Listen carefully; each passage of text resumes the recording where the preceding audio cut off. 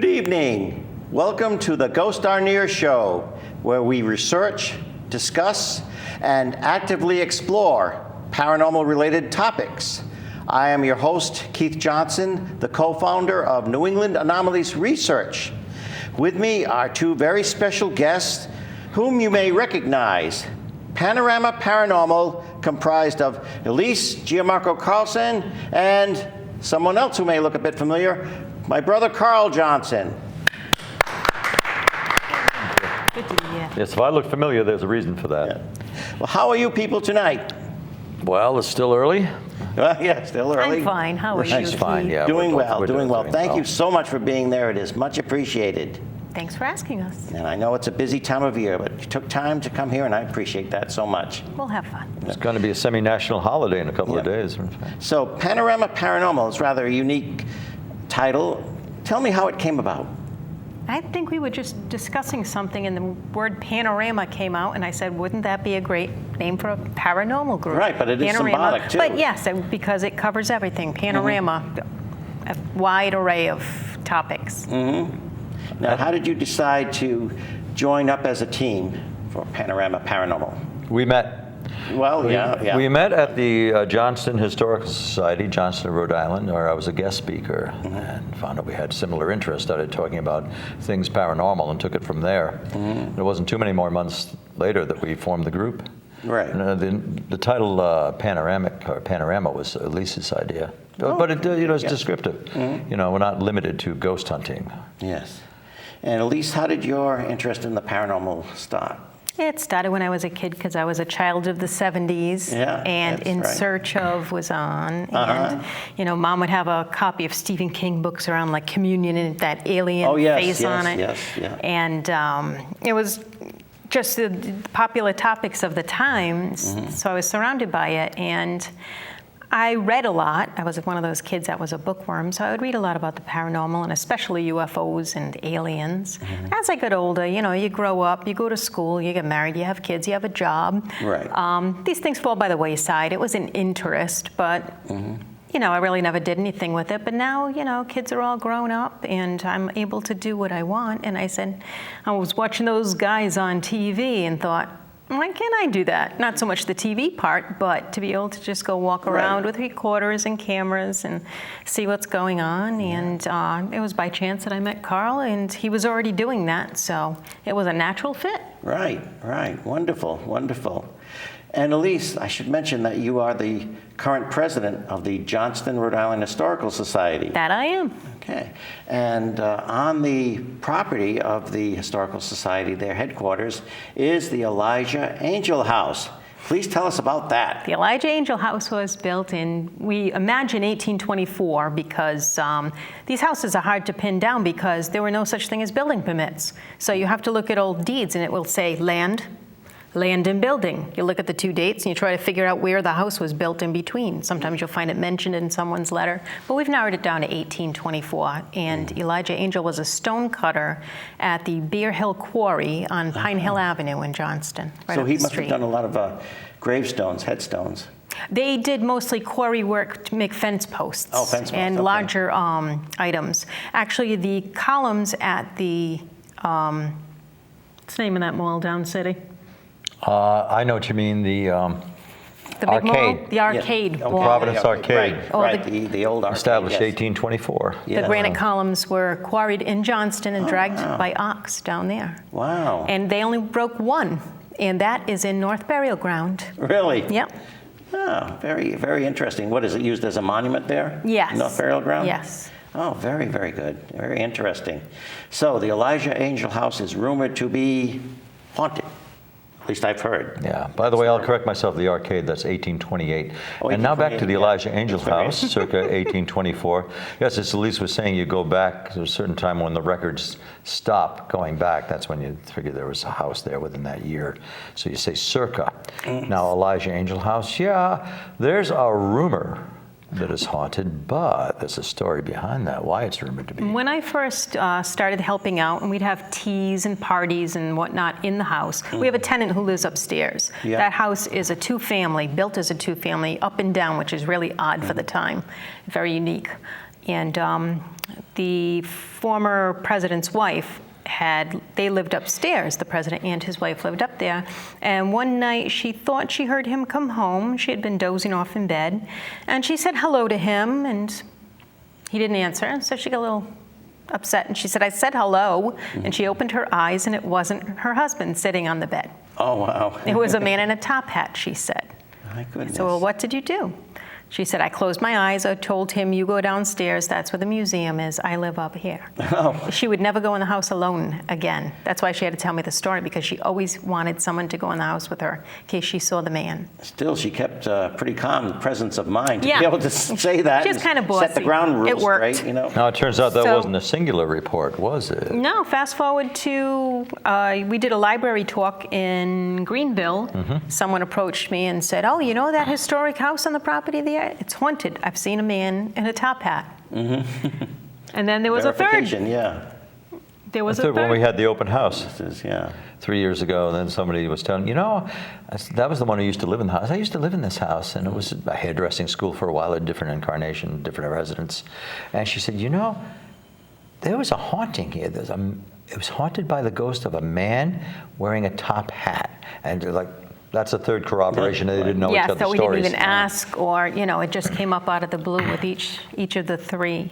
But we've never seen anything in there. I mean, we've just sat in there quietly, sometimes listening, and the woman upstairs said she's never heard or seen anything. She used to have animals. She doesn't anymore, and they never indicated anything moving around. So. Of course, the house is not exactly isolated. You've got Route 44 right in front of it with a lot of traffic going by. But maybe the traffic has pulled the ghost away by now. Scared maybe them in the away. wee hours of the night. I mean, because the area does We've talked to them, hatted man, come out. We'd like to talk with you. Never a recording voice. Often or when anything. you don't expect it, when you least expect it. Yeah. Hopefully. Exactly. Hopefully. Now, Elise, you have been studying from the Rhine Center. Yes. Yeah. North Carolina. Yeah, North Carolina. Yeah, you've been studying from there, and you've been studying parapsychology, right? Taking courses, parapsychology courses. Now, does that make her a parapsychologist? It does not. It makes me a student. Because I read a lot of books about psychology, too, and I'm not a psychologist.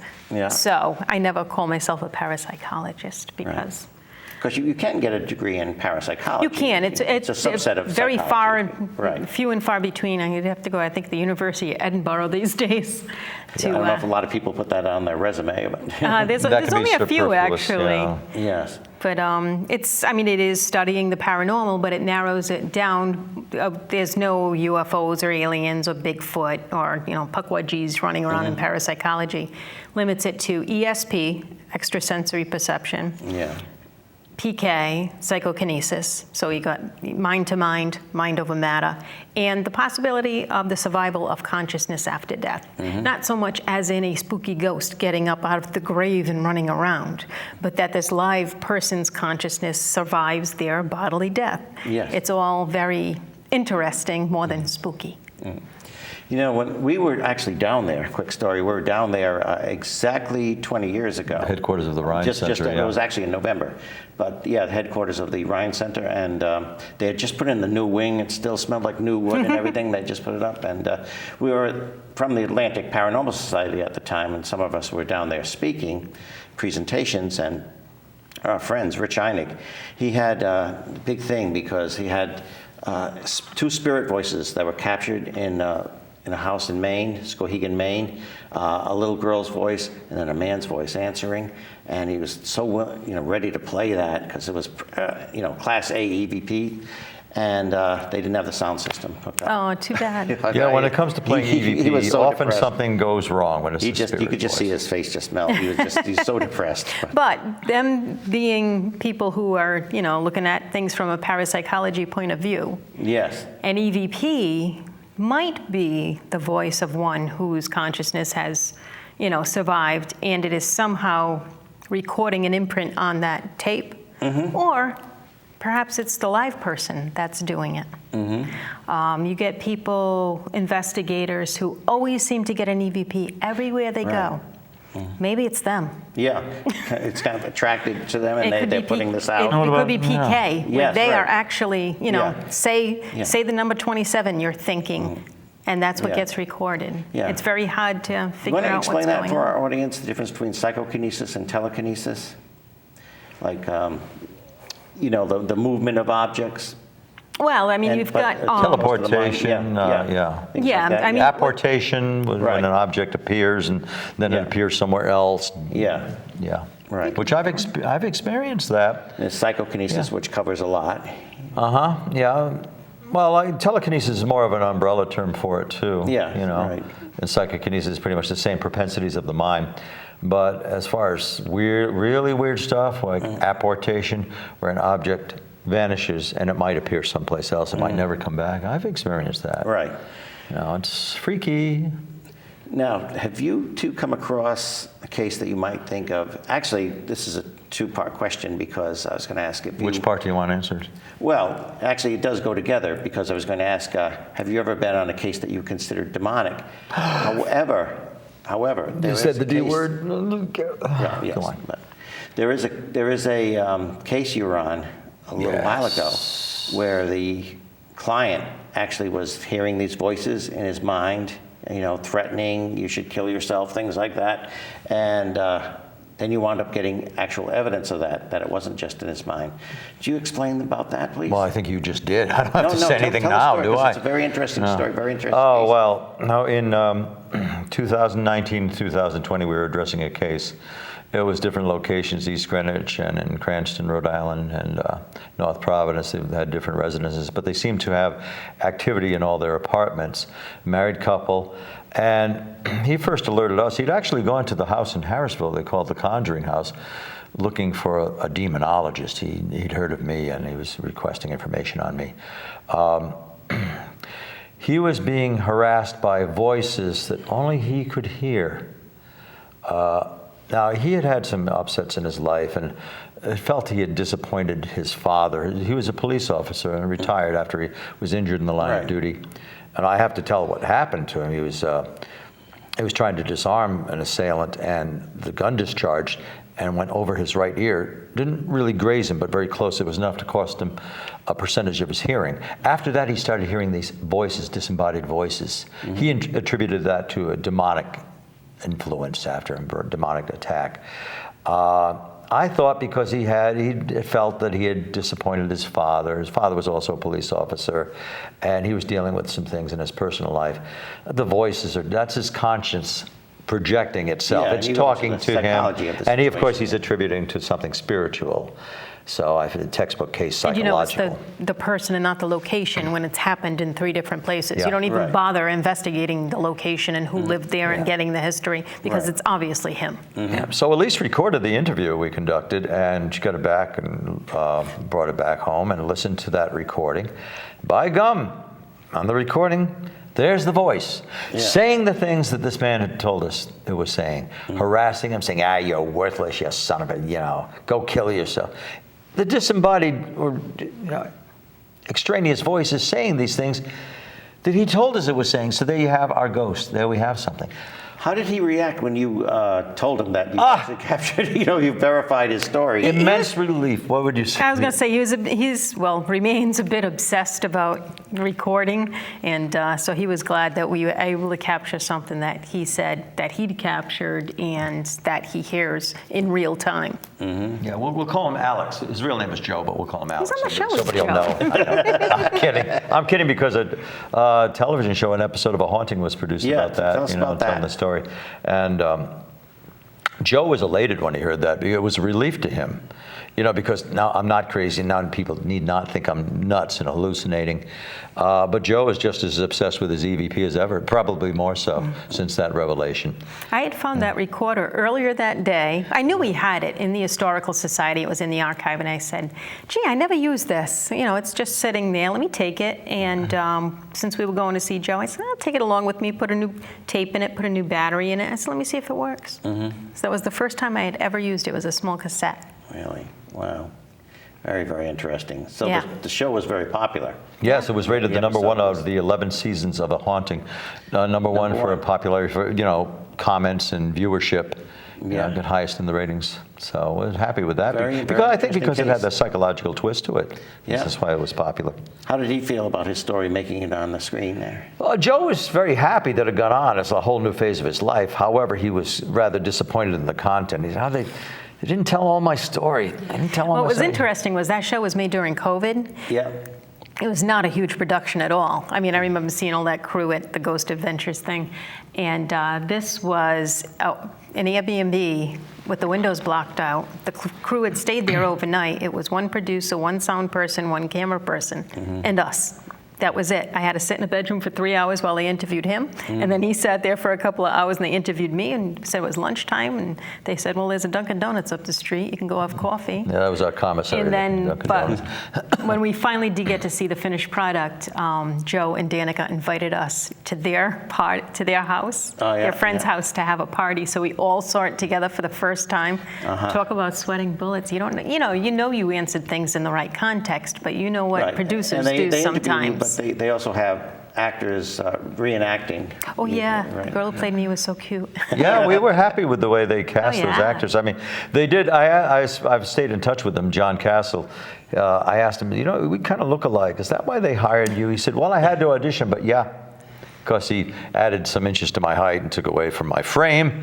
But it was nice to have a handsome guy like that playing me. It was that was fun, but there is a resemblance. I said, you even talk like me. He said, well, we had trouble with, having Nikki portray Elise because there wasn't anything on the internet about Elise, but you're all over the internet, so so you could do my mannerisms to speak like me. But you were like a tall, beautiful redhead. Yeah, that was right with me. Yeah. But it was fun. There were fun aspects of it.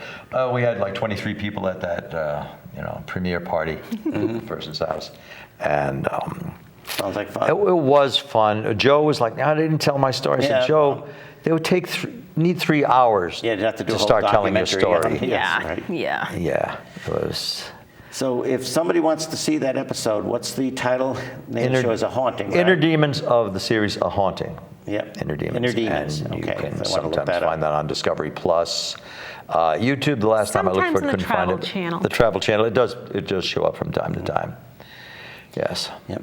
Okay. Well, something you just mentioned some minutes ago, your experiences, combined experiences at the Conjuring House. The Conjuring House. Yeah. A lot of people know conjured about up that topic. Carl's experiences there, over the years. Well, that's a story. Right. I can tell it if you want. What have you experienced together? Yeah, because we've been there a number of times together, especially when Corey Hines and he's had Jennifer experiences Hunson. while I was there. Yeah, I did. I've had experiences now. At least it's like heard things, some extraneous noises. But as far as a real what you call a paranormal experience, I don't think she has that you could definitively say was paranormal. I was impressed one day. There were a bunch of seasoned investigators, all people he knew, all in the kitchen just asking questions, doing EVP, but we were playing them back right away. Yes. And I was just amazed at how every single person in that circle got something that night. And, me That was trying to an figure out, active are there really spirits here answering these questions? Or, are these guys just really good at it? They don't even know how good they are at it. I mean, it was Halloween. Yes, That's it was right. Halloween night. Because someone said, tonight is Halloween. Can you say trick or treat? Play that recorder back and said trick or treat. I couldn't believe it. Now, with that many people who ascribe to quite impressive. The paranormal activity, did they create it? Did they just happen to make a battery that brought in these personalities, or did they actually manufacture them, not meaning to? And so many theories, suppositions. Either way, fascinating. Yeah, there's my mirror story. I like that one. Oh, tell me the mirror story. When Corey and Jennifer Heinzen had the closing, they lived in Maine, and they purchased the house, and that was June of 2019, and they invited me because of my past history with the house. And of course, I brought Elise and introduced her to them. And I went into the parlor room. There's that mirror. That's the same mirror that was hanging there when the Perrins had the house. And successive owners like Norma Sutcliffe, it was still there. I said, they kept the mirror all these years. So I had to go up and look at the mirror. I haven't seen my reflection in that mirror in a few years. So. Yeah. So, well, I'm not done with the story because this is really interesting, you know. Please continue. No, so I looked at my reflection, and there I was. I looked 18 years old. Now, this wasn't because the light was a certain way. My reflection interpreted me as being like 18 years old. I was a teenager again. Mm-hmm. Now, Elise and Corey were in the next room. I said, Elise, Corey. I just know as soon as they come in here, it's going to stop. So I looked at that reflection. I memorized myself. I memorized that reflection as I looked. I had long, shoulder-length, sandy blonde hair, had sideburns. I mean, I was 18 again. I had my, present-day red polo shirt on. My reflection was moving with me, and I made expressions. Yeah, those are my expressions. But I'm really looking at myself being a teenager again. And that's how old I was when I first went to that house, 18 years of age. What a bummer it was when I went in the bathroom and they have a larger mirror there. And I was like, okay, now I know what I really look like today. Do you think something I've tried to replicate you from yeah, when I we do. were there? I think it was some kind of strange, quantum flux time slippage where I really was looking at my reflection. The mirror remembered me. Whether it was anything cognizant, I don't know. I don't think so. Just somehow that mirror showed me as I was. Something in me was contained in that. You had been there years ago when the Perrin family lived there. Oh yeah. In fact, when the Perrin family lived there, Carolyn Perrin had walked into that same room, and she saw two men seated at a table with pewter tankards and vintage clothing, and they looked at her in astonishment. And she looked at them. So I think for those moments, Carolyn Perrin was the ghost to them, by their perception, and she was the ghost to them. Who is this scantily clad lass there? They must have been thinking. Yeah. But it was only a momentary seconds. And so things like that happened in that house. And it wasn't just the mirror, because I've tried. Yeah, Trust I me, know I've tried. It's like the mirror. And I have not been able to repeat that. All different kinds of weather conditions, lighting in there. Yeah. It just doesn't. Well, Andrea herself had some experiences, and I believe with that same mirror. There was one time she saw herself as a much older woman, but as dressed in period clothes from another century. It's like. Yeah, the mirror does. The mirror is kind of a portal. I don't even like using that word because it's so overdone. A portal to another dimension, but I don't know what else to think. It happens. I've got a song for it by Bruno Mars and Lil Wayne. The mirror on the wall. Mirror on the wall. Come to talk with you again. That's my theme song for that mirror experience. I can't get it to happen again. Mirror magic. Yeah. Right. Yeah. And Elise, you've done quite a bit of research on the actual Conjuring House, as it's known, the Round Top Road house in Harrisville. What have you found out that's very significant? And what haven't you found out from some of the misconceptions? It's more significant that it was what was a typical farmhouse for the time. Yeah. These places were 300, 400 acres. The closest neighbor was so far away you had to walk a few miles. It's another village. They were right next to the Massachusetts state line. I don't think they ever ended up being in Massachusetts. I don't think the line dipped that far south, but it did fluctuate over there. But as far as the history of the house, the history of the people who lived there, no Bathsheba. She didn't live there. That's something to be dispelled. That Bathsheba didn't. The Bathsheba myth, yes. Yes.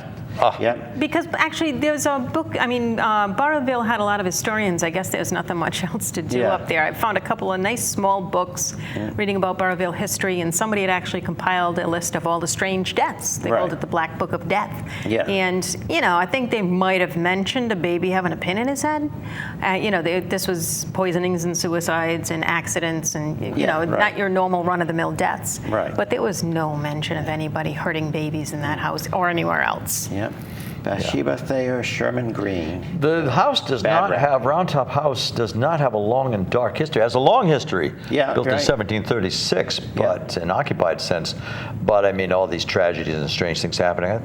Elise has a theory they may have been engendered by the Perrins moving in there. That maybe that's when the haunting started because there's no record. It seemed to really, Mr. Kenyon owned it before when they moved in with the 5 girls and the young parents and everything. Mr. Kenyon has said, leave the lights on at night, but that could have meant anything. And nobody said anything about being haunted. We just weren't there. We don't know, but no. Then there's the episode we did with Zach Bagans. Oh, yes. When we went there, there's the guest of, of course, the But you and guess to the homeowners. You and our crew member Dave Grist were drenched, you were baptized. Now that's a pleasant memory. Sitting in the downpour. Yeah, when they were filming in the dark. When they're filming for Ghost Adventures, did an episode there, and we were there for a couple of days. Terrific thunderstorm, lightning. Oh, that was real. That was like a Dark Shadows episode. You see the flashing in the windows and all that. And of course, Elise and Dave Grist got. They were in the grounds when the sky opened up and had to run through the mud and the slush, the rain, the downpour. I see you looking over there. Oh, come on, 3 minutes now. We're just getting started. We're warming up here. I told you this would go fast. I told you this would go fast. I thought you were an hour. No, that's if we do a double episode. I have to. One thing that surprised me about that night was I did get to meet Zach Bagans, and he was handsome in real life, I got to say. Oh, was he? Oh, really? You said it too. No, he was. He was everything. He was so courteous to me. I thought it would be perfunctory. Okay, we'll do it. It won't be bad. But I had a good time with those guys. Really did. In fact, people were still talking around, walking around the grounds, and Zach was saying, "Oh, they got to be quiet. Mike's going to pick them up." So I was in my T-shirt. I opened up the door. I said, "All right, everybody. You got to clear out. I don't know if you're going to go to your cars. Just get off the set, get off the grounds. Our mics are very sensitive. They're picking up your voices." I found out the next day that people thought that was Zach Bagans talking. Yeah, everybody scurried because they thought it was Zach. Yeah. I came back in and Zach said, "That was good, Carl." Well, I had the T-shirt on. But you and Zach actually saw the shadow figure there. Yes, we did. That's what started the investigation a day early. We were doing the hero shot where we walk in and they had a drone above, film us from all different angles walking up the hill. Even then we could hear the thunder. And I saw something black in the enclosed porch, in the dark.